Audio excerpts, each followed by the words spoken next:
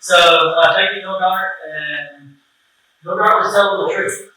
I do a lot of financial advisors, a lot of companies, cybersecurity and IT support, and Hildart takes it very seriously. A lot of them talk, but Hildart, you need to know they walk the walk. During our strategic business reviews we have, what security tools do you have now? What can we deploy? And nothing is foolproof.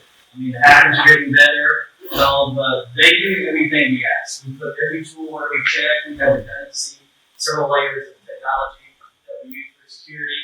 Security's not fun, and it's not cheap. But they are doing everything they can to protect your data and so I want you to feel at least ease with that, because it's going to be a little scary what I show you. Has anybody seen my presentation before here? Okay, so if you've seen it before, there's probably going to be 40% or 50% the same slides. What I do, I've been giving to use for about 7 or 8 years now. I spoke to several hundred companies.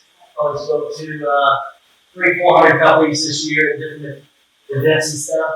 And what I do is, I don't have bullet points and boring stuff. I tell stories. So if there's ever a compromise, an incident with family, friends, clients, business associates, I've been doing these so long, I get the phone call. And so as I see all these new different techniques hackers are using, I put them in this presentation.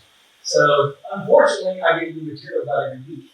So keep updating and try to give some history, but also what's going on today. So as we get started, you should have to take notes. Please don't ask me questions during it, because I've got about 80-something slides. I'm going to go really fast. I apologize. That's what you're going to have to do the booklet for you as well. But you might have questions at the end. I'm happy to stay and answer. So as we get started here, how did we get here? How did we get to this point that hacking and cybersecurity has become so critical? Well, back in the 1990s, when the internet was first getting started, the U.S. Navy invented this technology called Tor. And Tor is known as the onion router, but it's got several layers with this technology behind it.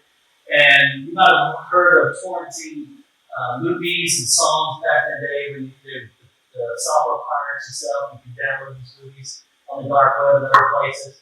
But basically the way Tor software works is, say I put the Tor client on my home PC there, and I'm going to find some malicious stuff, some drugs, some hacking tools, whatever I might want to get on the dark web. But as I go to it, all these different systems have this Tor software on it. And as you go, it'll go through thousands of different systems and encrypts it. And so when I go and order my drugs or fake ID, whatever, from the server, and do it, if the cops were to capture this person, there's no way for them to trace it back to me. It's impossible. It would take them thousands of years to decrypt all of that to find this stuff. And of course, it was invented by the Navy and our military to do something good, to keep all of our communications safe from our enemies. But hackers have turned that around and how to use it against us to make money. So in less than 2 minutes, I'm just explaining the dark web. Okay? So it's not a secret place or anything. It's using this technology to mask your transmissions to these sites. So how do you find stuff on the dark web? Well, there's search engines just like we have Google or other things. Some like Torch, Angle, Haystack. You go out there, you type anything you want to. Pornography, fake IDs, all kind of stuff, and you'll see all this stuff. You can be hidden from the authorities. So there's a site like here, you go look, purchase credit cards that have been stolen, and they're out there for sale. So like here, these credit cards are $8.50 each. You can put in one garden, one car, Orlando, whatever it might be.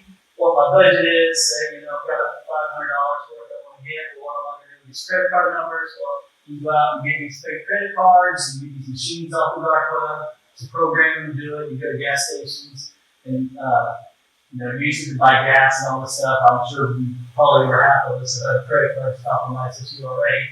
So, but these credit card numbers can be stolen from, like, say, a Target gets breached, or they put stuff on pumps and skim them, do whatever, and they put them out here for sale, and you can buy them. It's just crazy what you do on the dark web.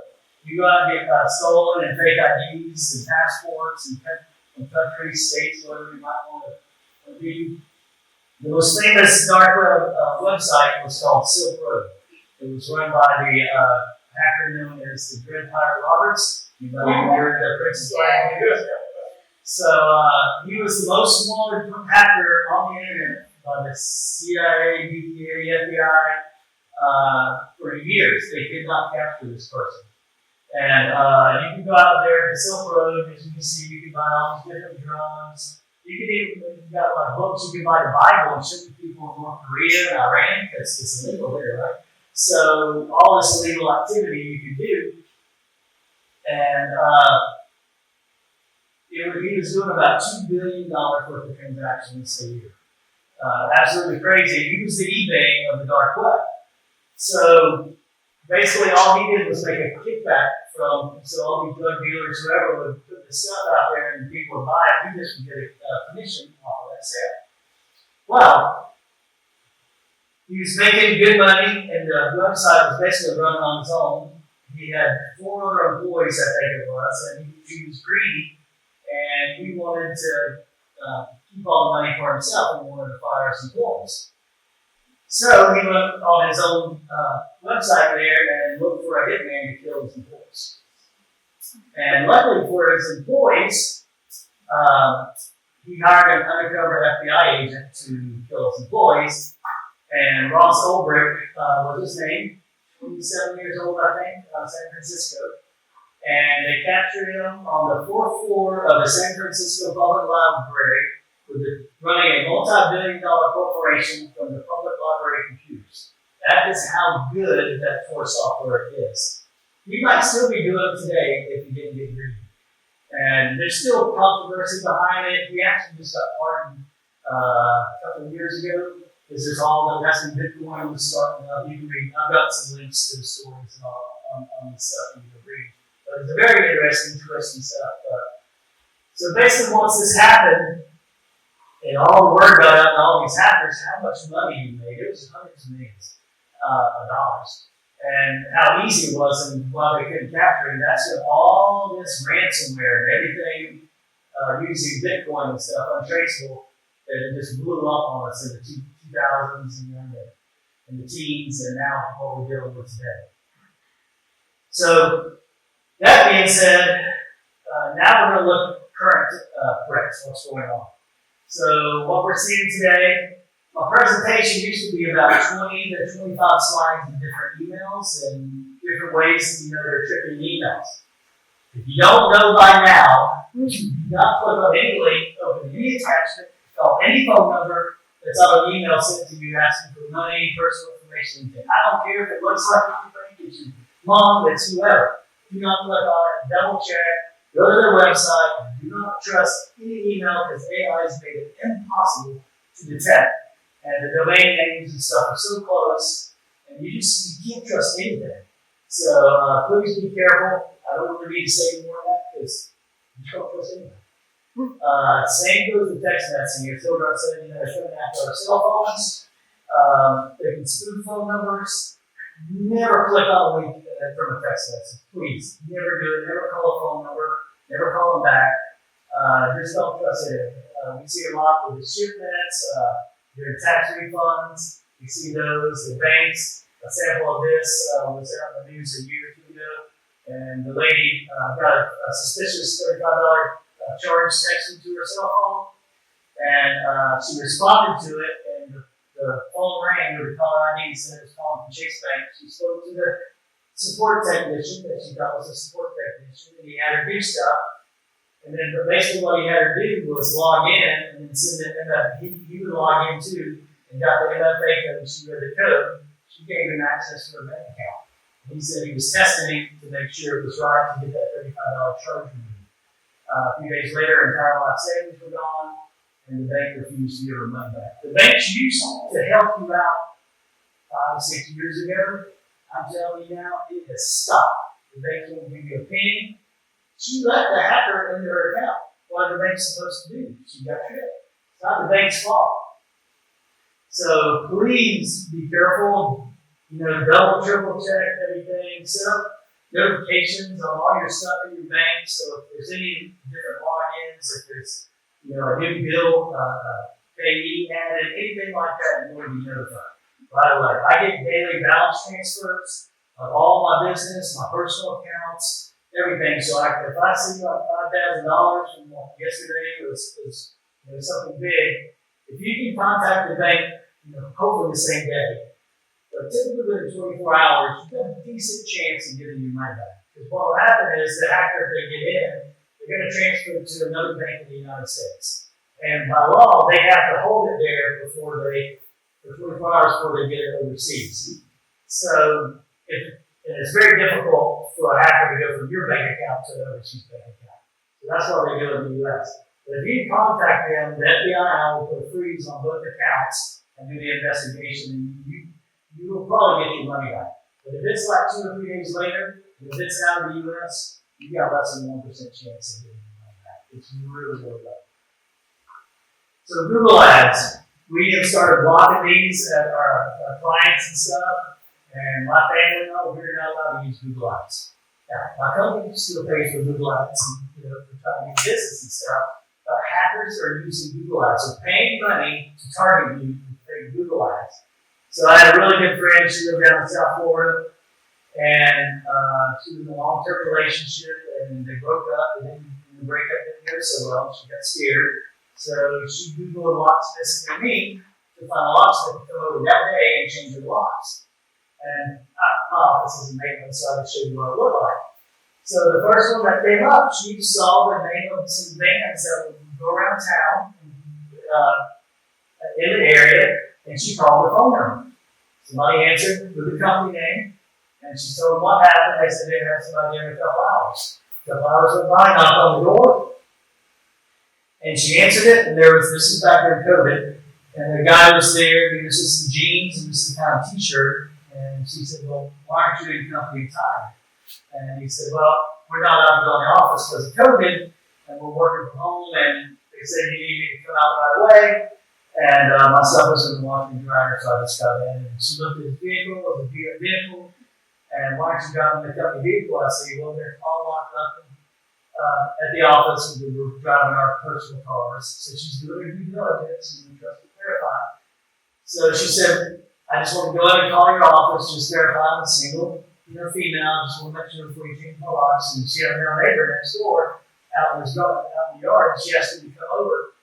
And the guy's like, no. I spoke to you earlier, and you said, you want to get this changed because of your boyfriend. And she's like, why was I talking to you and, not a dispatcher or something like that? And so then she goes, hold on, she ran inside, and he jumped the car, sped off. Cops came. They traced it down to a Google ad that he used with a fake email address, a Google phone number that he just had forwarded that he used, and he could get messages. And he was paying for the Google ad with like an Amex card or whatever he got from Publix. But they never could catch him. So she would let him change her locks. He had a key to her house. He could come back and rob her, come back and rape her, kill her, who knows what he was going to do. So I started putting this slide in my deck because it could be a locksmith for your business, it could be a security company, who knows what it might be. So they're going to get more and more creative. They're paying several $100 for these apps to put out there to target people in those areas. So I tell people just go down to the organic. Doesn't say ad or anything on it. And because hackers can't get in front of legitimate markets. So you got SEO and you got to be around for several years and stuff to get the high rankings. You can jump right at everybody by just paying a few $100 for targeting. So Google Calendar scam. I got a call from my son one day. It's like, Dad, are you going to Charlotte or Phoenix in a couple weeks? And I said, no, why? He said, well, there's these calendar events in my calendar. And so I logged into it, and this is what it looked like. And I'm like, son, why did you accept these? He goes, I didn't accept these. And he goes, I don't remember getting them. So I logged in, I started doing research and traced it back. Now get this. The hacker sent him these calendar invites 9 months in the past. And he got them, and he actually deleted them. And I didn't even realize what Google does. So even if you delete it, it still adds to your calendar. You have to decline it for it to not show up in your calendar, or you have to change the setting to only show invitations to which you respond. By default, that is not set. Because Google thinks you deleted it, you're okay with it, go on and you didn't decline it. So they add it to your calendar. And this is key. The hackers want you to forget about clicking on them. My son had forgotten that. So I have my team, we can put these up in any virtual environment and see what the hack actually does. If you clicked on it, there was stuff that said, check flight status, cancel flight, because we want you to go to cancel flight, right? Because you can book these. And you went to it, looked like a kind of an airline site, it's kind of cheesy.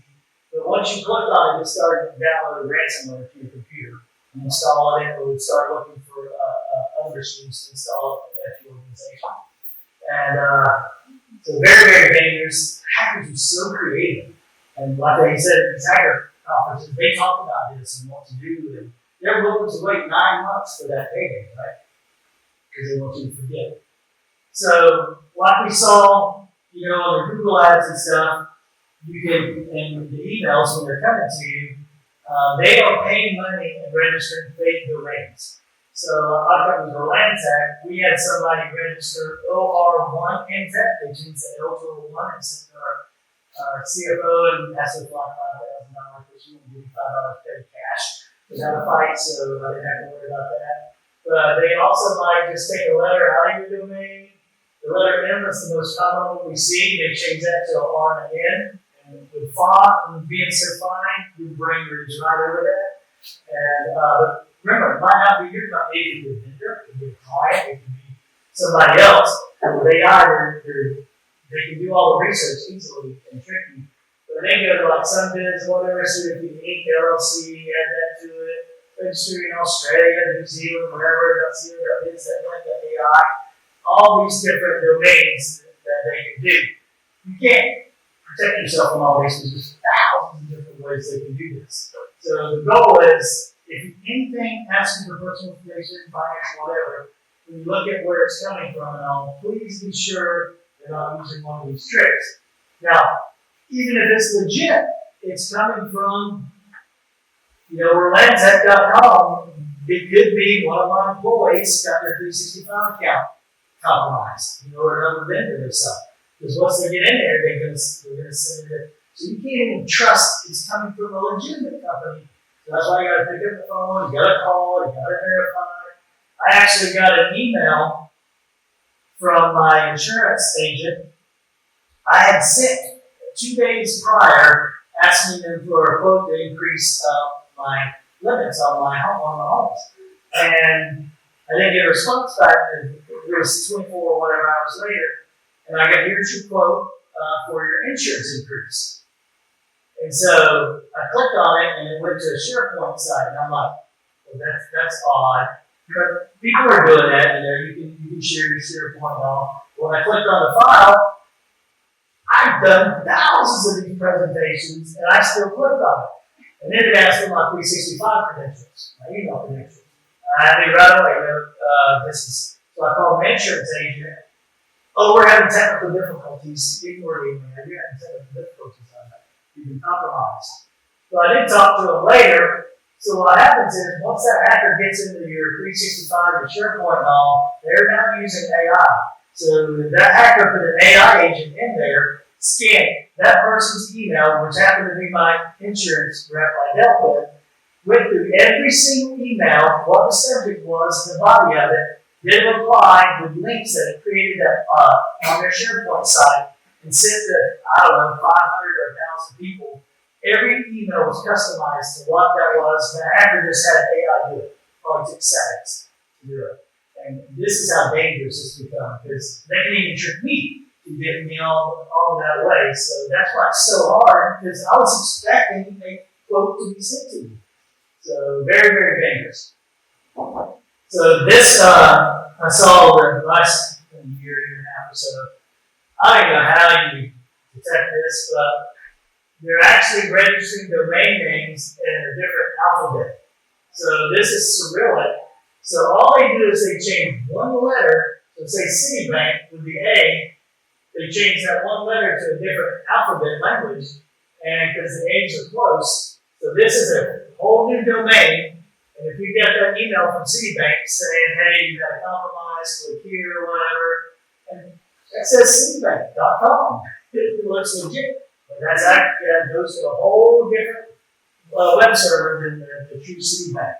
So you can't, it's very, very dangerous. All the letters are the same, but this is showing the difference in the A there. So once again, please don't trust anything. So clear fake. Clear fake is when a website gets compromised. So they don't have their WordPress set up right, or anything, or things, and they get into a company's website. What they do is they change the homepage. So when you first go to it, it's going to pop up something. This is one of those common ones you see that says you got to update your browser to view the content. And my gosh, Chrome has updates almost every day with vulnerabilities that gets pushed. So you get used to updating your browser a lot to keep it secure. So you think, oh, I just got to update my Chrome, and then I can get to the website in 30 months. If you do that, it's putting a keylogger, ransomware, remote control, whatever on your computer, and then it just takes you to the website. And you think all you need is update Chrome, but you've just been infected. So especially if you have a company and you have a website, you better make 100% sure you've got all the security, get all the admins out of it, except just one or two that need it, that can do stuff, because if this happens on your website, who's going to be liable if all your clients or potential clients all start doing this and get infected and ransomware and steal money, they're going to come after you. So very, very dangerous. Man in the middle, this is the one that's given us the most headaches over the past couple of years. So man in the middle will use like Google Ads or email, and what they're trying to do is get you to go to a fake website that requires credentials like 365, like your bank, Google, something like that. So say I'm visiting somewhere and I put 365 login, something like that. Google Ad pops up and you go to it.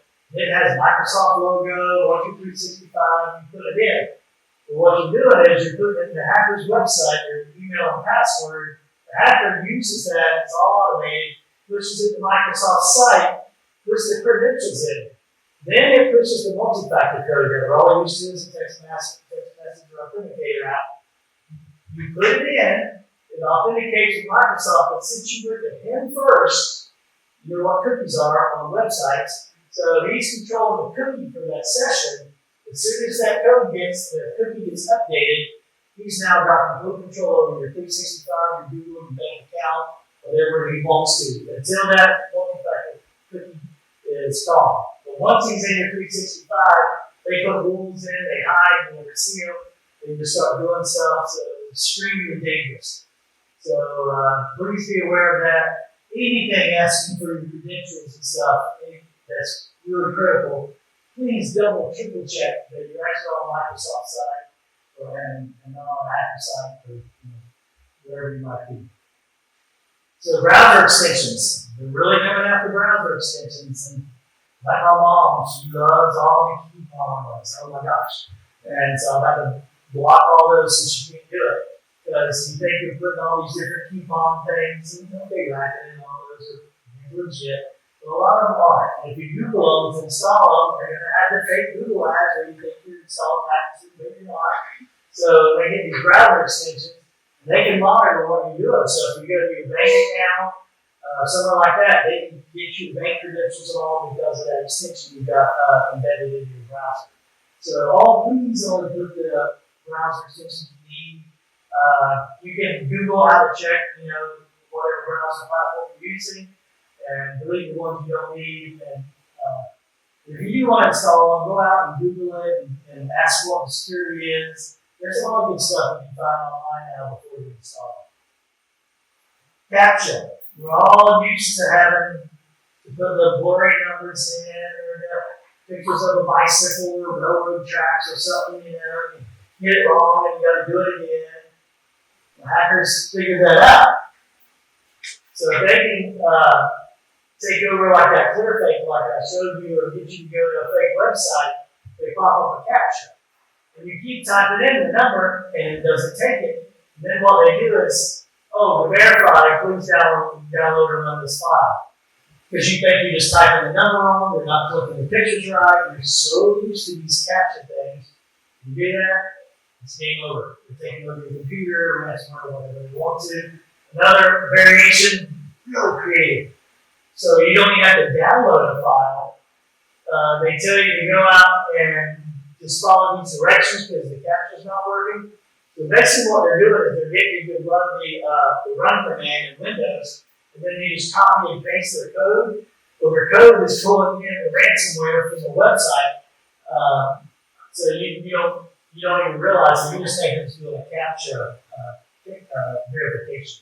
So please be careful with these attacks. As you can see, this in the last couple of years has exploded with these attacks. SIM swapping.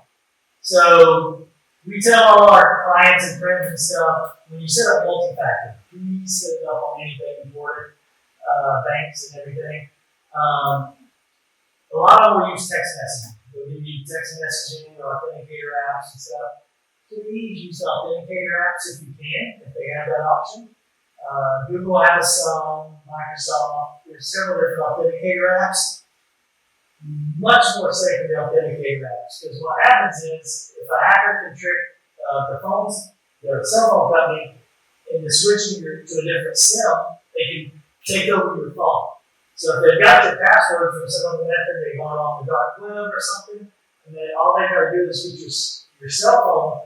They'll start trying to get Verizon, Sprint, whoever, trying to give them the SIM. They go after CEOs and other people like that when they do this. And if you think it's hard, I want you to watch this. One way to do the world's best hackers is try to hack me and show me where my vulnerabilities are. And now I'm going to be there in Las Vegas for that, the biggest hacker convention of the year. Social engineering, which is essentially you want to know San Francisco? let's do it. Phishing is solicitation. And basically, what you use the phone to extract information or data points that can be used in a later attack. Let's do it. And we're going to call. Maybe I'll call your cell phone provider and see if I can get them to give me your email address. I bet they're good. I bet they act like that. But yeah, go for it. But we just throw it over so it feels like it's calling from you. Okay. Hi, I'm so sorry. Can you hear me okay? My baby, I'm sorry. my husband's like, we're about to fly her alone and we just had a baby and he's like, get this done by today, so I'm so sorry. I can't call you back. Log into our account for business information and I can't remember what email address we used to log in the account. But you can find it. Awesome. In just 30 seconds, gmail.com. Jessica gets access to my personal email address. I need to add our daughter account so she can call in and make changes. How would I need to go about this? You would have to send me a secure pin through the text. Yeah, well, the thing is, I don't think I'll be able to receive a text message on the phone. Oh, I'm not on there either. So I thought when we got married, we added. Jess uses my girlfriend's name and a big social security number Why weren't you set up? to set up her own personal access to my account. Okay, so there's no password on my account right now. Can I set that up? She even gets the support person to change my password. Thank you so much for your help today. So she just basically blocked me out of my phone account. I'll get it set up. Alright, thank you. Holy shit! So they just gave you access to my entire cell phone. You're gonna have to go on and change your password. It's just And all it took was a crying baby and a phone call. Didn't take long, did it? So the good news is that's probably a 7-year-old video. Cell phone companies have made a lot of improvements on security because this was happening all the time, but hackers are getting better with AI and stuff and tricking them. So the main thing is if your cell phone ever goes dead one day, okay, that's probably what's happening. If you can't make a call or do anything on an emergency call you're allowed to make, then you need to contact the phone company right away, shut it down. You need to start calling every credit card, bank, stuff like that, put all alerts, because the hackers are using that to try to get the multi-factor codes to get in and get your money or data. So if that happens, please be aware, act immediately, because the faster the better. So just showing you some recent scams that are out there for payment apps. They're really coming after these Venmos, PayPals, and Zelles. I just Googled some of the latest ones.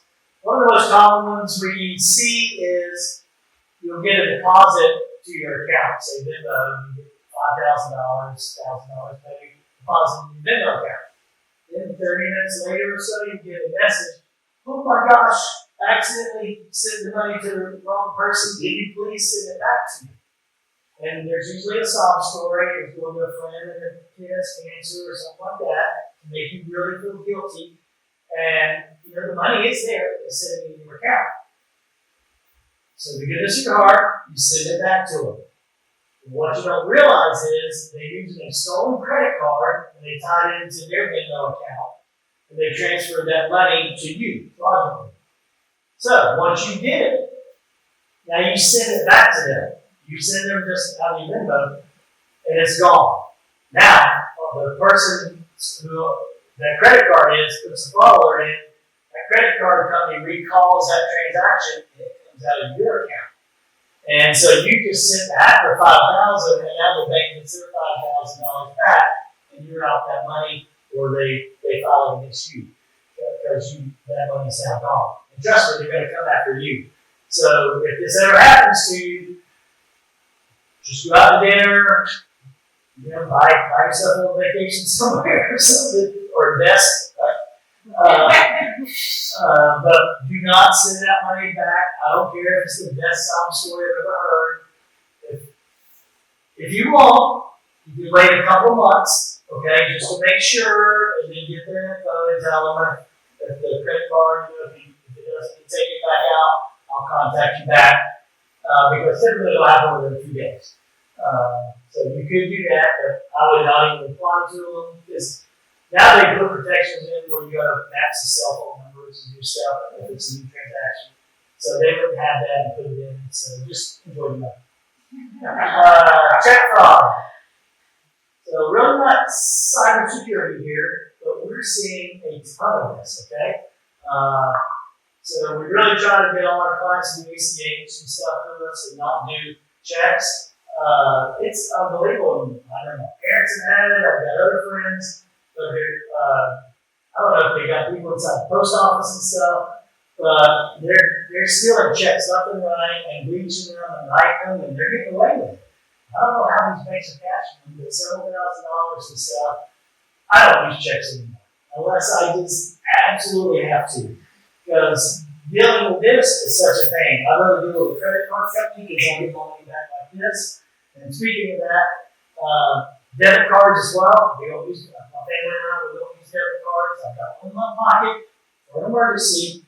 I only use it at my bank because if a hacker gets it, they've got cameras set up at ATMs. And my buddy got robbed in Nashville.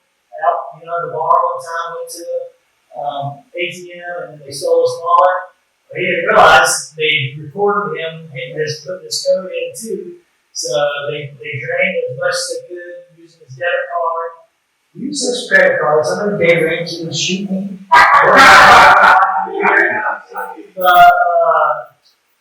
You're using the bank's money, the credit card's money, not your personal money with this. And if it gets compromised, they've got so much better algorithms and checks in place. And they'll refund it right away. They'll deal with emergency stuff. Then worry about compromise. Your balances every month, okay? If you do that, enjoy the points, long trips with your points. That's another presentation I'm going to do. Just please be aware of that. I travel a lot, and I've been reading a lot on this, on some nightmares with these rental car companies using AI. So, and I've seen a few of these. I've got film. So they've got the AI, the cameras with AI, and you drive the car through and it scans it all. When you come back, the AI scans it for any little damage, and then they'll bill you and stuff. I was reading this one article where the guy he got a report that he dropped the car off, thought everything was okay, was on the plane, and got the alert, and they sent him like $2,500 bill for a dent or a scratch, and he still didn't think he did anything wrong, that it was on there. It might have happened after you dropped the car off. So, but now I started researching. There's some like the 4360 damage control. There's some that you can do the same thing as well and document it. And it uses AI and all as well to scan before and after. just to make sure you didn't do any damage, so you have that if something happens in the future. So I got a call when I was downtown Winter Park one night, and I got a phone call from one of my buddies, and he said, "Keith, because I got to run something by you. Something just doesn't feel right." His name's Todd. I said, "What's going on, Todd?" He said, "Well, I got a call from Apple Tech Support." I said, "Turn your computer off." He's like, "What?" I said, "Turn your computer off, and then come back and talk to me." He already had. And so he came back. He said, I said, "Oh, what happened?" He said, "Well, I got a call from Apple Tech Support, and they said they detected that my Apple devices had malware and was sending out malicious stuff across the internet. And he just happened to be a family with all Apple devices, with MacBooks, and all of his devices were Apple. So he didn't realize that they weren't able to detect that. Very successful, high up in banking, very intelligent guy. And he said, "Well, how do I know this is Apple Tech Support?" Because they wanted to get in and fix his computer for him. And they said, "Well, go to Apple's website." He did. They said, "Do tech support." He did. They go, "What's our tech support phone number?" And he read it off. They said, "Is that where we're calling you from? Is that the caller ID?" He didn't realize you can spoof any phone number out there, right? And so they built his trust. He went to the website, clicked on a link, which gave him a remote control to his PC. They started pulling up screens that looked like the Matrix, 7, 8, 10 minutes or so. So they found the issue, got it all cleaned up, and if you ever had future issues, please call Apple Tech Support, and we'd be happy to help you. What if? The truly Apple Tech Support. I tell people to go with that gut if something just doesn't feel right. Luckily, I was the best man in his wedding, so he knew who to call. And so when I got home, I turned it on, I got into it. Sure enough, the hacker had the remote control program and running to monitor everything he was doing. So what the hacker's going to do is wait until the middle of the night when he's asleep, sees no activity on the phone, and they're going to get into his computer. So the first thing the hacker's going to do is go to your browser. Okay? If you save your passwords in your browser, anyone like techs and engineers can hack that in about 5 minutes. Super easy, especially if we've got access to your computer like that. We're going to use all of those. So we get your bank passwords, we get all this stuff. So, we don't have a multi-factor, but we can use all these other things in addition. We're going to go in your contacts. A lot of people put their banks, financial advisors, all this stuff. They put their usernames and passwords so they can look it up if needed. We'll do scans on your systems for password files, account spreadsheets, all that type of stuff. We're trying to get a good return on our investment here and see what money we can make from all of it. So we scan thousands of computers every single month looking for anything with the word password, accounts, I forget what all there are. And we keep telling our clients, you'll be amazed what employees and people do, all the different, and we submit that to them to our points of contact. You need to get this file off of their computer because they've got passwords saved to like Sam's Club, Target, all this stuff, in the business. And not using a password manager or something. And so we stand for that. And it's like 10 to 12% of all users will keep finding those. So if you don't think it happens, it really does. So I'm going to show you here. This is how you would trick somebody off. They tricked my buddy Tom. But CNN did this video of a hacker. This is another hacker. He gets hired to go try to hack into companies. And he was going after a Fortune 500 company to see if he could get into their tech support team's network. What do you think of when I say the word hacker? Some creepy dude in the basement? Well, that's a misconception. What if I told you there's a class of hackers who don't just have social skills? They have more social intelligence than anyone you'll ever meet. David Kennedy is one of them. He's what's known as a social engineer, or a people hacker. His craft is to dupe you into doing things and sharing information you probably should. Some use it for illegal activity. In David's case, companies pay him to find out if employees are leaving the company vulnerable. He and his team show us how it's done. Step 1, spoof his number so it looks like he's calling from inside a company, and then call tech support. Oh, yeah. Hello? I was wondering if you could take a look at a website I'm trying to get to. It's for a big customer thing I'm working on for Monday, and I can't seem to get the website on my computer. Sure. Thank you, I really appreciate the help. I mean, it could be a stupid thing. I'm very sorry. So it's www.survey, that's SURVEY -pro.com. Here's what the IT guy doesn't realize. By clicking that link, he's just given David full access to his computer. Well, yes, we're going to just sit here once and find it. Awesome. I know what you did, man. I really appreciate the help. That was it. We're on the computer now. We were able to take over this guy's computer within, I would say, like 5 minutes. 100 minutes. Yeah, 102 minutes to go over the entire computer. And think of it as not just this computer, but it's pretty much an awful environment. And 2 minutes. Fortune 500 company took control of the tech, admin's computer, so we probably got access to almost everything. So that is why we use a product with our clients called Zero Trust. It's kind of a pain in the butt for our clients because we lock down every single file, every single computer.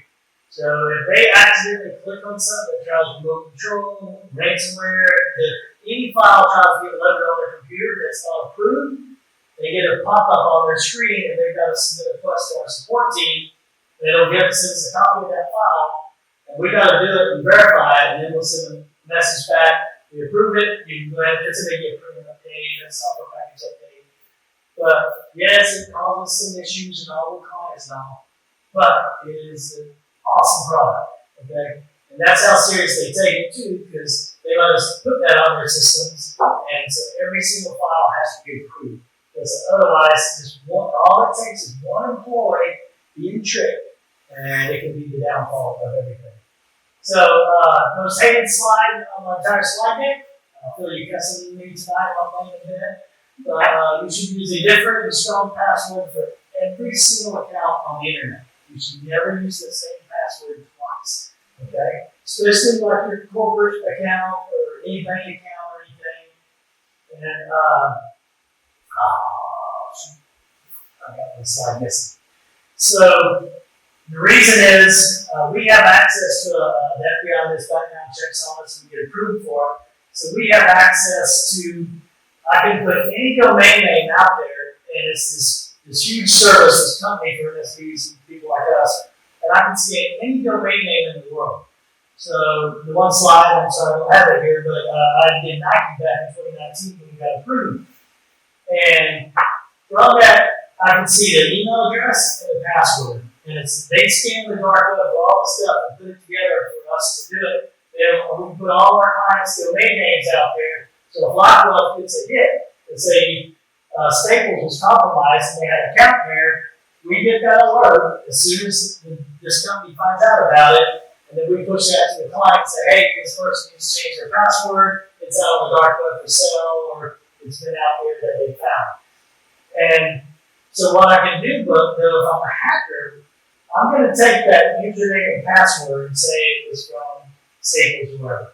There's this utility on the dark web I can pay like $10 for, and I can put the email address and that password in, and it'll scan like the top 15,000 websites on the internet, and it automatically puts those credentials in, and like 30 minutes later I'll get a list. These 30 websites use the same username and password. And then I just see what kind of damage I can do and what I can make off of that. All because you're lazy and use the same password everywhere. So what we recommend is to use password managers.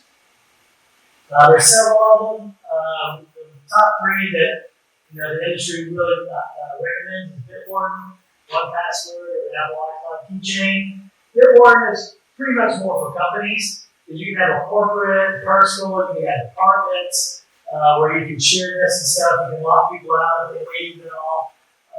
1Password, I use that one more for my family and stuff. It's a lot easier to use. But they all come with apps. They do have browser extensions, but they're legitimate. What's nice though, if you do save your passwords in your browsers now, when you install this extension, you can import all those credentials into this password manager, and then you can delete them all on your browser. And then make a really strong password to get into your password manager, and then let it remember everything else. And what I recommend to people is, just don't go crazy thinking you gotta change 300 websites tonight or tomorrow. But what I'm gonna get that imported, get those out of your browser, and then, okay, next few days, let's go change all my passwords, everything, my financial advisor portals, whatever it might be. Let's put 20, 30 character passwords out there. You don't have to remember them because it's going to do the job for you. Okay? And a little trick you can do, especially if there's finance involved, money involved, on these sites you're going to log into. So when you put it in there, if it generates you a nice long code, well, when you save that in your password manager, the same bank account, when you save that, append a 4-digit code to that password. But don't save that in your password manager and don't update it later. So that way, next time you log in your bank, you paste that in there, and then you put that 4-digit code on the end. If this platform ever got compromised, and the hacker's like, woo, they go to log in and you use that password and it works because they don't know that 4-digit code. So you have to do. So say I've got a 20-character password for Bank of America, right? I'm gonna have this has got a password generator in it, so I can tell 20 characters, upload all that stuff, generator. Now I'm gonna go change my password at Bank of America when it's down to that new generator. But before I save it, I'm gonna put 4 numbers on the end. And then I'll save it to the bank, and I'm not gonna save it here. Now I log back into the bank 3 days later. I paste it in from this when you go to the site. And remember, you can just easily paste it in. Well, now I'm going to just type that 4-digit code at the end of the password that you just put in there, because that's my password. So you're using 2 layers, different layers of security. That way, if this is compromised, they don't have your finances on. So maybe you only do that for maybe a handful of sites. Now, I'll be honest with you, I don't even do that. I've got tricks I remember. Anything financial that is only in my head, I don't have it stored anywhere. I just see crazy stuff. But if you want to do that method, that's the most secure way. If you want to do it in one place and stuff. What's your thought of Google Password? Is that in the browser or is that password manager? How do you see that? I would use a different password manager. So Google Passwords does have more. It's kind of inside the browser stuff, but I would highly recommend getting one of these. They're much more. So say you gotta remember your password manager, password. Say you want to remember your bank, financial advisor. Say 4 or 5. How do you come up with some really long passwords and secure? The one cool thing is now a space is now a special character. Okay, so no longer do you have to use ampersand, pound, dollar sign, and all that, have all these crazy and try to remember them. You can make a phrase, okay? And I read this cool article that said, well, I work at a bank, I gotta change my password every 30 days, 90 days, whatever it might be. So this guy came up, he changes his password to a goal he wants to do over that time period. So I'm like, oh, that's really cool. I'll put that in my presentation. So, if you're in business development or something, maybe you want to do have lunch 2 clients a week. Maybe you'll do something fun. I'll go to Vegas. I'm going on August during the hacker convention. Maybe you want to go on more dates. Maybe you'll lose weight. Go to the beach, something like that. What I want to point out here is all these are 20+ characters. All these have upper and lower case. They all got numbers, and they all got a special character because they got a space. Extremely easy to remember, okay? And you might have to type it 4 or 5 times a day in your computer as you feel on break or whatever. But subconsciously, maybe you're remembering, hey, I gotta get this done, I gotta do this, it's a cool little way to do it. So don't use something that's a known phrase or a tagline of a company, because hackers have databases of all those when they try to crack stuff. But make it, something unique. And yes, okay, this might take me 10, 15 seconds to type versus, 8 or 10 characters I can do in a couple seconds. Even if you got to type that 5 times a day, maybe only an additional minute on asking your time, you're going to make your accounts super hard to crack if they were able to capture these. And I'll show you how I capture your passwords a little bit. So passkeys, when you log into places now, you probably start seeing the utility companies and all are saying, would you like to do a passkey? You should say yes. Okay? Passkeys, what they do is they put these special tokens and keys basically on the website and on your device. And then they encrypt it with that passkey that's only known to those two. So even if it's only a 4-digit code or something like that, I really want it to be, facial or thumbprint or something like that. But the hacker cannot get that off of the internet. Or even if you put your password in and stuff to a website, they don't have your passkey. Because the way that key is created is unique to that website and to your device. So it makes it much more secure, and that's why everybody's pushing it. Even Microsoft and all, they're trying to do away with passwords for the next year or two. I can't wait. That's not what I'm using.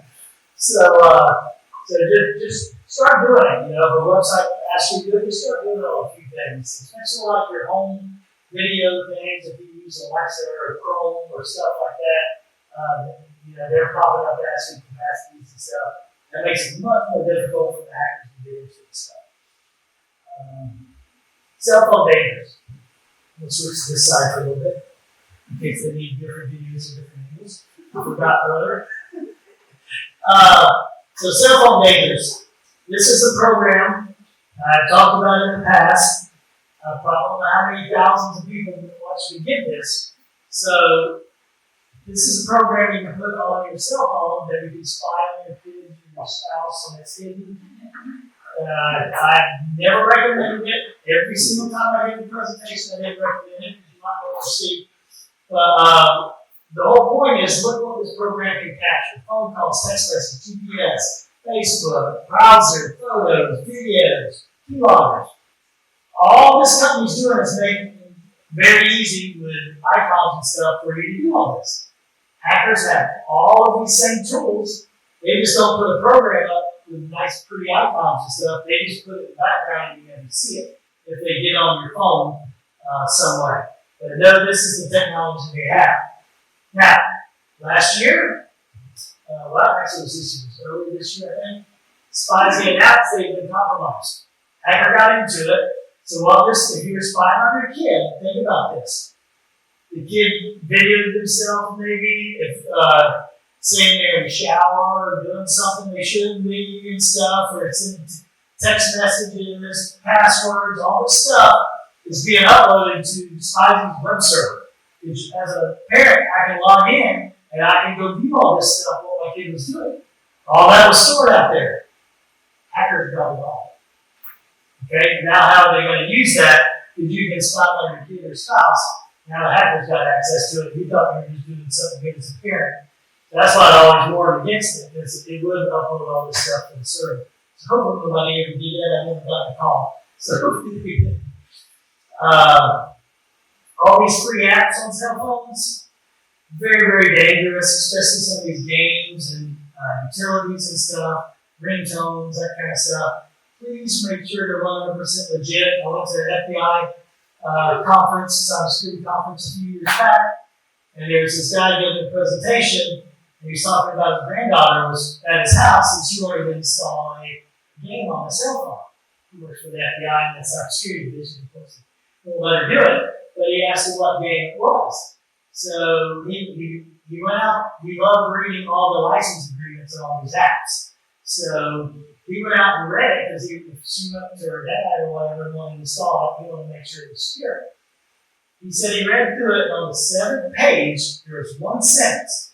And it said, if you agree and install our game on your phone, you give us the right to forward all of your outgoing text messages to our overseas servers for marketing purposes. That's all it said. So once you installed that game, from that point on, every text message you sent was going to an overseas server and then being rerouted to whoever you're sending it to. Hey, honey, here's our Amazon password. Here's a picture. Here's whatever.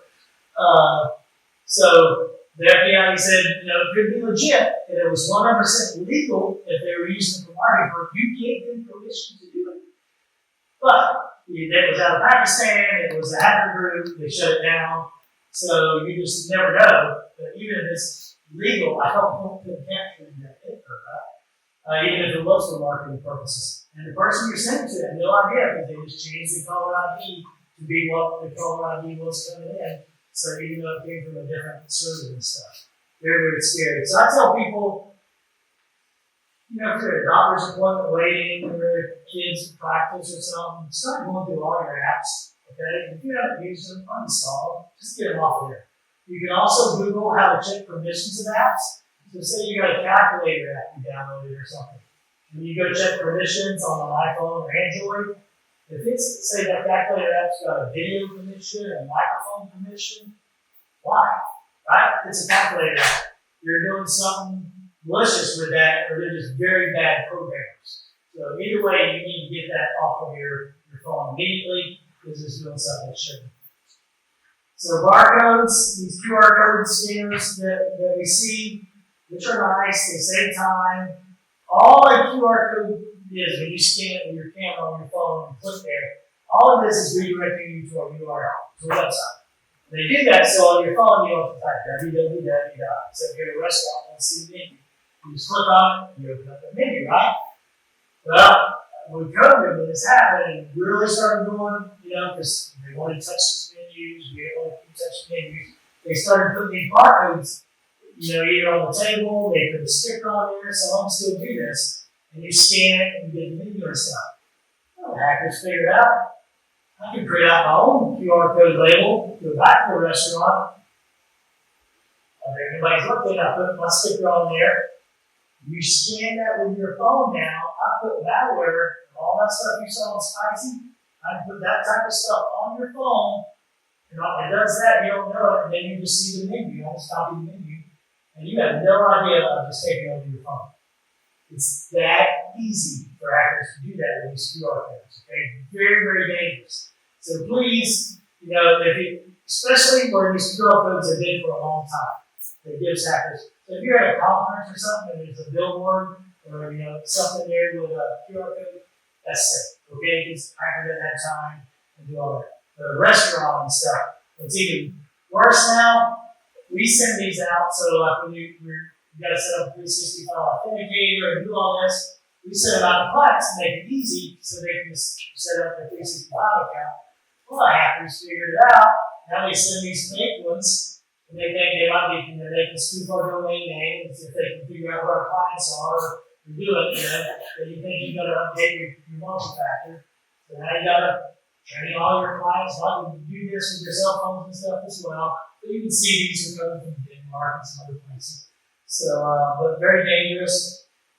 These really bug me. I had to go to iDrive the other day and park in the garage. The only way you could pay was to scan the QR code with your phone. There was no other way to park there. I had to go park down the road. If I'm a hacker, I just put my little sticker right over that, and I'll infect your phone, and then you pay for parking, and you know it'll still work, and you're there. And they don't give you another option. There's no way to do it. There's no point to anything you can do. Something real creative I saw was they did the fake parking ticket. So you might even pay for parking. They print these fake parking tickets out, and you got to scan there to see what your bill is, and you all take off. I paid for parking. You scan, and they're infecting your phone. So they're getting more and more creative. This is the most creative I've ever seen. So they're spending money on this one. So you get a package at your door. You open it up. There's like a $10 gift in there, and there's a little card that says scan the QR code to see who your anonymous admirer is or who sent you this gift. Who would not scan that? And you do it, and it says, I'm not going to tell you, but enjoy your gift. They just infect your phone. It is that easy for a hacker to do it. It costs them $10 or so to send that. Just random stuff sent to random people. Right? So please be careful with your phones and scanning stuff. So I get asked every single presentation how to protect myself and scan my phones and stuff. Unfortunately, there's not a foolproof. All the security stuff has been focused on computers, right? Everything we've done is computers. 365 has allowed us to do a lot of stuff with Intune and other security and all. But for home users and other stuff and all, malwarebytes and Bitdefender, they're pretty good. Nowhere near foolproof. You can put it on there and scan it, it might not find if you're already infected. It's better than nothing. But you tell people if you, and it's not expensive, you get 5 licenses for your family. I think 5 licenses, $100 a year or something, you put on all your devices. And there's different things you can protect with it, but it is going to eat up your battery more. So probably 10 to 20% of your battery per day is going to be used up. Just scanning everything that's coming in, looking at it. It's not foolproof, and hopefully they're going to get better and better. That is one option. The only way I can 100% tell you, if you want to clean your phone, is to completely wipe it, do not restore from backups, and start fresh. That is the only way I can guarantee you that your phone's not infected anymore. Credit freezes.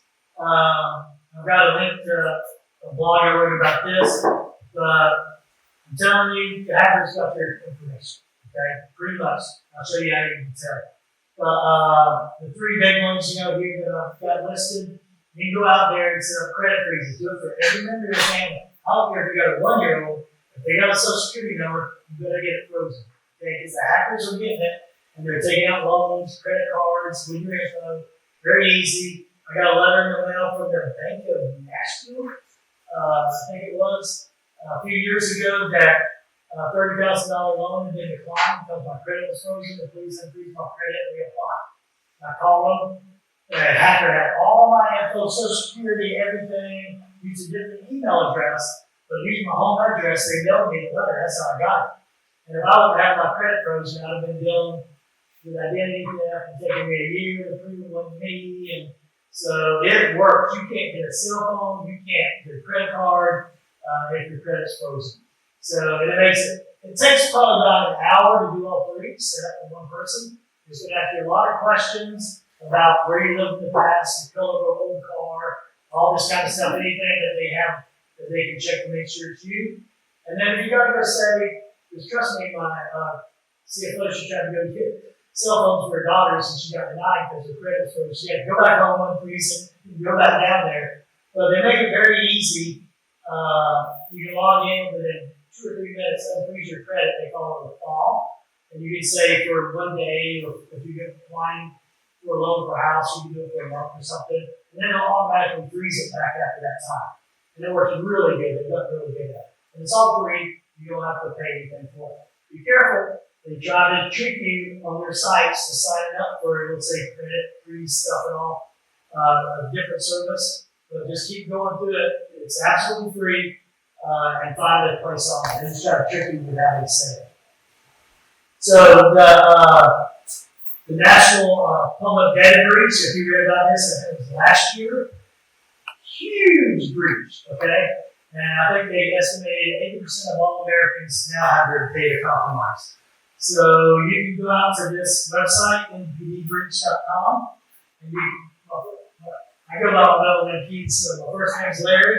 I just put my information there, and it's got everything, my social security number, tells you all the stuff that's out there. So if you get compromised.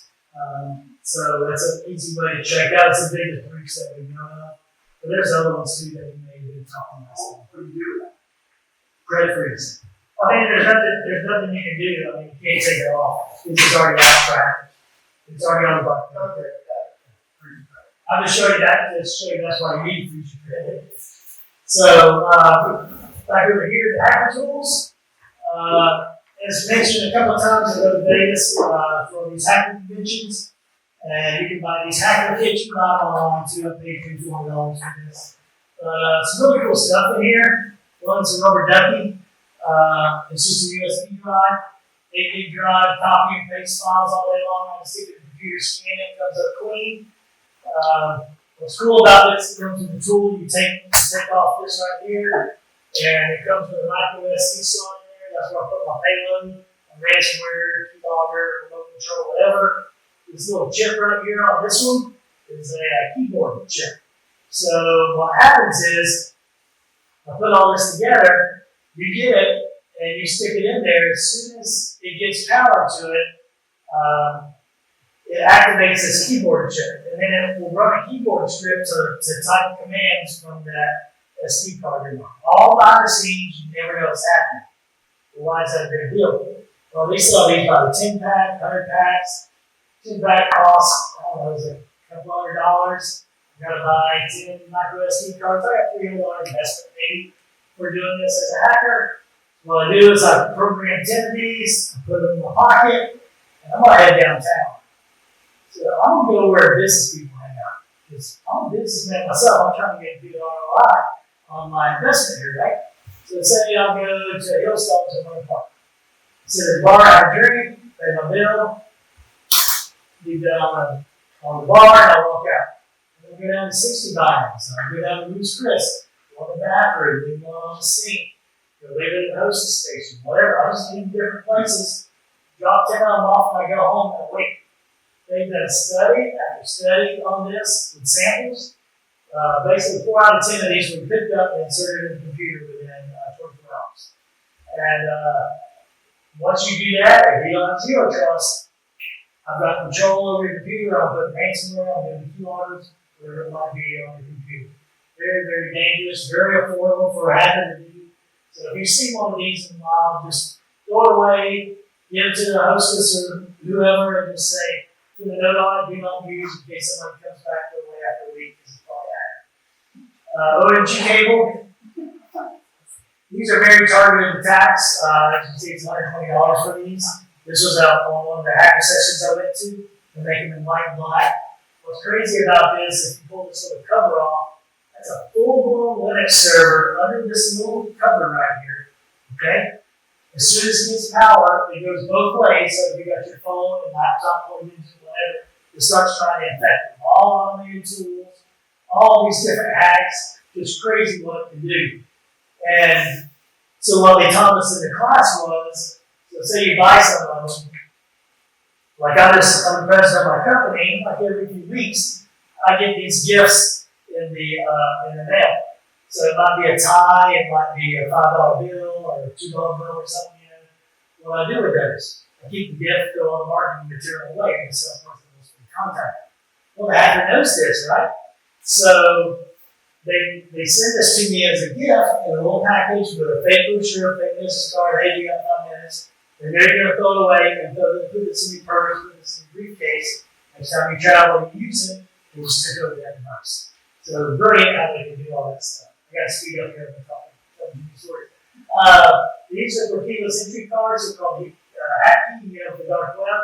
So if you've got a vehicle that's got one of these keys, then all you got to do is go out and touch the car handle or the locks. So say my wife drives the mall away, there's 2 of these thieves, hackers, what we call them. One takes one device, follows my wife in the mall. The other goes to her car. The first guy gets within 15 feet of my wife. These keys have been a signal. It picks up that signal, amplifies it up to a mile away. And the other guy touches the car door, opens the car. You got a push button. You can start the car, drive it up to a mile away. You take your laptop safe in your trunk. You got a push button, you open the trunk, the car, thank you, you got the key. And so very, very dangerous. They come to your house and walk around your house. See if any one of them can get within 15 feet of your purse or whatever where your key might be and break in your vehicle. So please be careful leaving important stuff in your cars because this is pretty common these days. We went to all this, wireless for security at our homes with cameras and window sensors, everything. I don't know if you've been reading last year during playoffs and all these sports figures that were getting broken into while they're going to away games. Your homes I'm pretty sure they're using these because what you can do is these are very targeted attacks. It's pretty expensive to do it. But they're cell phone and Wi-Fi jammers. So they go up to your house, activate these, they can break the window, the sensor picks it up, but they can't communicate with the base because you jammed their Wi-Fi. So even if the home base tries to do something with a cell signal out, it blocks the cell signal as well. So we might be going back to all cable security systems again in the future. I don't know what's that. But if you know about Airbnbs, you just Google some of this stuff on how they're putting secret cameras in there, like this one here came with an electrical outlet. How would you ever detect that, And all different kinds of alarm system, smoke alarms, whatever it might be, USB chargers and stuff. Be very careful. You can't buy these scam detectors. They're okay. I've heard some abuse on them about $100. If you scan on Airbnbs, no, it may not be the owner of the Airbnb. It's the last guest that was there, right? Because he's got the Wi-Fi code and everything else already. Because you get the Wi-Fi code right there, it's just pushing the video to that last guest. So very dangerous. These clever devices, they gamify it for kids trying to get their interest in hacking. These are $150 or so, come from Ukraine or Russia somewhere. But crazy, all the different things you can do with this thing, some credit cards, bronze codes and everything. And one of the cool things I saw with it is, so say you're a valet driver, you get the guy's car and you can put the key on there and it'll copy the signature of it with the codes, and then you take that back to your 3D printer and you can create your own key, you can get your address from the car or their business and break in using the key and stuff. It's crazy. Dangerous while traveling, like Hogarth was talking about. These USB chargers at airports, nothing's free, remember what I said? You plug in thinking, oh, I'm just getting a free charge. Well, these charging stations, they would do that, and when you plug in your phone, it pulls what type of phone, operating system, your apps on it, and they get marketing data from that, and they sell it. That's why it's free. Well, hackers learned they can put their own USB device in there, overwrite that code. You come behind them, you plug in, unlock your phone, they're putting malicious software on your cell phone. You have no idea, you just think you're getting charged. So you can get these USB data blockers and USB cables for wires, 2 power. It shuts the 2 data and only allows power to go through your device. So that's what these devices are. I brought a bunch of them over there. You can take them home. Just leave on the end of your USB cable, or is it really a hacker device? I'm showing you stuff. So free Wi-Fi, you pay free Wi-Fi, hotels, bars, Starbucks and stuff. So this is called Pineapple. It comes with software. I load it on a laptop. I can be sitting in this booth over here. You go to Starbucks, think you're connected to the Starbucks Wi-Fi. You're actually connected to me. I become the bridge to the internet. I'm capturing everything you do. As soon as you connect to the internet with your laptop phone, first thing your systems do is they check email. So I get your domain, I get your username, and I get your password. Okay. Good news is that's encrypted usually. So that's why if it's an 8-character or so password, I'm keeping those taken home. And I've got encryption programs, and they take a few months to crack the password, but I'm going to just let that run. I don't care, that costs me anything. I'm just running to try to crack it. If it's a 20-character password, that encryption streak's so long, I just move on. I'm going for the low-hanging fruit.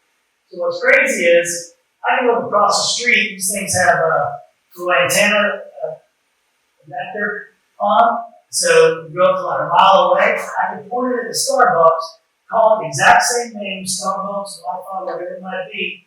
You can be driving to Starbucks, your phone in your purse, okay? If you've got Wi-Fi on your cell phone, it's always looking for known Wi-Fi you're connected to. When you say remember network, like at your home office, whatever you do, if you go to Starbucks a lot, you told them to remember that network. You drive by, I've got the same SSID, the name of the hotspot. It sees it, it connects to it, it passes me your username and password for your email and all. You pull through Starbucks, get your coffee, drive out, never took your phone out of your purse. I just got that info off of it. That's how dangerous these open hotspots are. So please be careful on that and try not to connect to them. If possible, all my family, all my text engineers are allowed to connect to them. We tether off our cell phones. That's the most safe you can do while you're traveling. You get home with the data and all that. So last section here, AI. So we use AI in like marketing and stuff. I can tell them to go after, say, general contractors in the Orlando area, look for any news in the Orlando Business Journal, Orlando Sentinel, look for awards they won, RFPs they won. And I'm telling AI all these things, and go out and customize the email to every single individual decision maker at these companies with things about them in the news, how my company is a good fit for them and can help protect them and do all that. Every single email is customized for every one of those persons. And I was waiting to see if anyone was wrong. AI is doing all the work. And guess what? Hackers do the same thing. They act like my company or somebody that would be a subcontractor for, and here's a PDF for the RFP, here's a resume, here's that they're doing all this, customizing to every single person. Kind of like that insurance company I told you about, same type of thing. Makes it very easy for hackers. No longer can you tell if, misspelled words and all this stuff. It looks so legit, you can't tell. Grandparents, I've talked to 2 granddads in the past couple of years. One got taken for 30-something thousand, one was 19,000. Got a call from their grandson, who'd been arrested, crying and upset when you come and bail me out from the jail. The hackers did their research and knew the granddads lived in the same cities as the kids. And the kid says, please talk to the officer here, and he'll tell you what to do. Can you please bail me out? I'm not going to run. The granddad did that. Well, then the granddad gives them all the info, transfers money to them, gets down to jail, and there's no grandson in jail, and they get the money back, and they're very, very dangerous. And you might have heard, it was on CNN and Fox and stuff, but a mom got a call, her daughter had been kidnapped, and she was crying and screaming, and police officer, yelling, it's like $10,000, please, and got me out of kidnapped me at college or whatever. But the mom texted the girl to make sure, it's her, and she was in class taking the test or something. And the thing that all 3 of these had in common was all their kids were on TikTok. Okay? And all had videos of themselves out on the internet.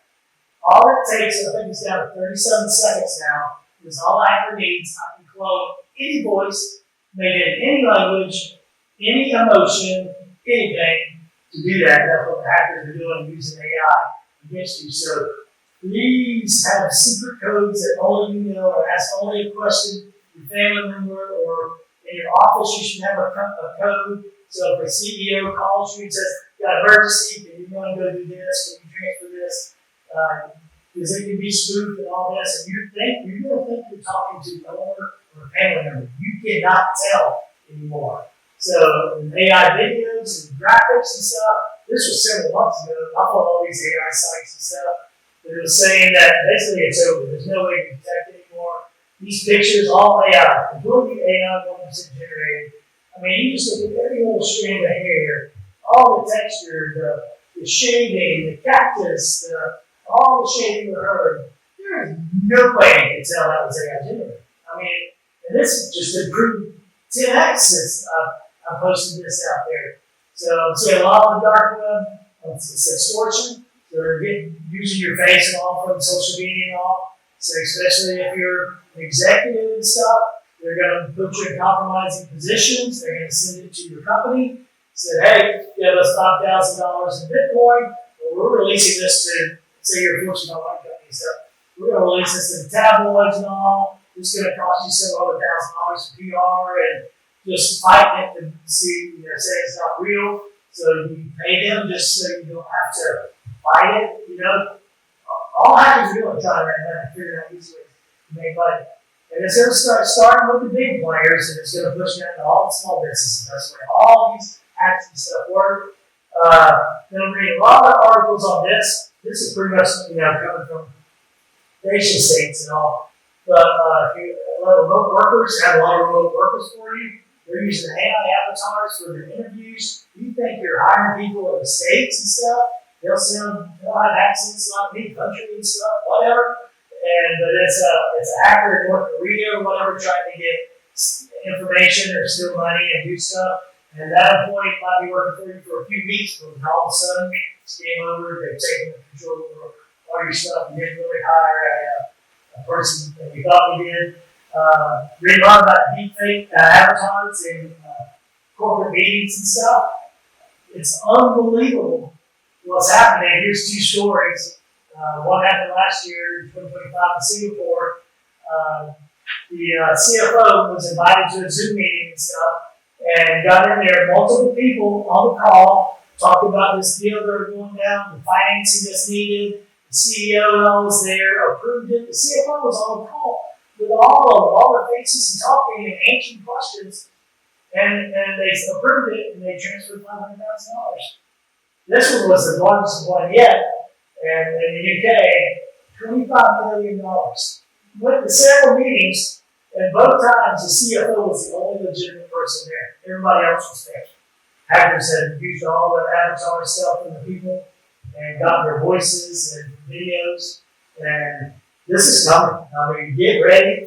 If you're in business, this is going to come out of small business too. I'm probably late. I'm not going to tell this story. But as we end here, this is my wife here. She always loved this picture of them with some family friends and all. And this is a picture of a picture in a frame that you see the glare. This kid, half his head's gone. Their eyes are closed. His is crossed. And so I told AI to redo it for a video of them that I wanted to give to him for Christmas. And so it opens your eyes, it puts a head on this kid, and just posts it out there. That's my biggest reach that I've ever gotten on my personal Facebook page. I'm not like several thousand or whatever like that. Just something silly I did. But we're seeing all this fake AI and real events now. And I don't know if y'all seen this on some of the news of all the hacker sites, but they're releasing these in like Iran and stuff to their citizens. They had to beat B2 bomber or whatever. Of course, it's not nowhere near the right scale, but their citizens don't know. Saying they shot one down, parading the street. They did a fake one with the Tel Aviv airport. They said they did. They never did. But this is going to all Iranian citizens. So they're bombing Israel with huge bombs. None of it ever happened. So this is now coming to real life and politics. And it's only going to get worse. So just be prepared. And as I end here, this video pretty much sums up my entire presentation with AI and hackers and stuff. In a study development, Canada has declared war on the United States. Let's go to Joe Braxton, who is live at the border. I'm currently at the border, but there is no war. Mom, Dad, I know this looks kind of real, but it's all AI.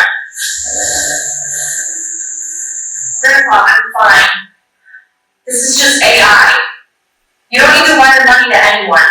I am not in love with you. And I do not need your money for a plane ticket. I am AI. This fake roulette footage isn't classified. It's AI. You're probably wondering how I got rich from crypto. The truth is, I didn't get rich off crypto. I don't even exist. You might be able to tell this is fake now, but it's gonna keep getting better. Real AI. There could be aliens. But I'm not one of them. I'm AI. An herbal supplement did not cure my cancer. I'm not even real. I'm afraid the government has not been taken over by lizard people. You don't need to send us $5,000 a gift card because you missed your grandma. It's not real. It's AI. It's AI. It's AI. Bro, it's AI. Fake faces. Real consequences. Think before you trust. So thank y'all. I appreciate you sitting through this. I did these presentations for groups for free, and I love doing them. It's one of my passions. Because I talk about doing what the villages, and several hundred people attend every time I do them out there. And I got a book, like 5 hours to answer questions afterwards. It's not funny, because a lot of them lost hundreds of thousands of dollars. And they haven't told their kids, they haven't told their friends, and they open up to me and ask, things about it. And it's sad. So I love doing these, and if I can protect money and data and everything like that, I'm going to do it. And that's how I retire. Hopefully in a couple of years, I'll still do these. I go around the country and do them.